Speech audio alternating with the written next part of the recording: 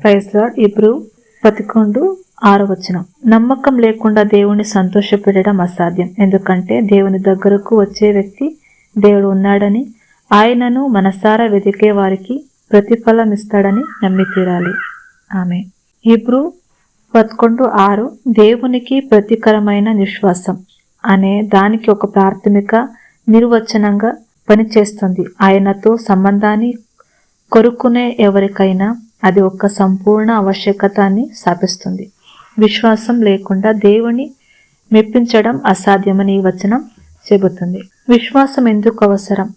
పరలోకం గురించి ఏకైక విలువ విశ్వాసం మాత్రమేనని హెబ్రీయులు గ్రంథకర్త వాదిస్తున్నాడు. అది లేకుండా ప్రార్థన, ఆరాధన లేదా సత్కార్యాలు వంటి మతపరమైన కార్యకలాపాలు ఆధ్యాత్మికంగా పరిగణించబడతాయి.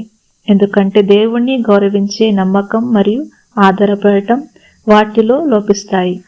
ఫస్ట్ వన్ అంగీకారం కన్నా కార్యాచరణకే ప్రాధాన్యత.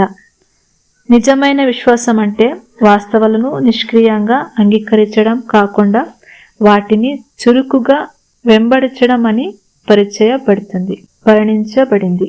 సెకండ్, శ్రద్ధతో కూడిన అన్వేషణ. ఈ వచనం నొక్కి చెబుతుంది దేవుని శ్రద్ధంగా లేదా తీవ్రంగా వెతకడం నిరంతర హృదయపూర్వక ప్రయత్నాన్ని సూచిస్తుంది. ఆయనను తెలుసుకోండి మరియు అనుసరించండి. ఆమె.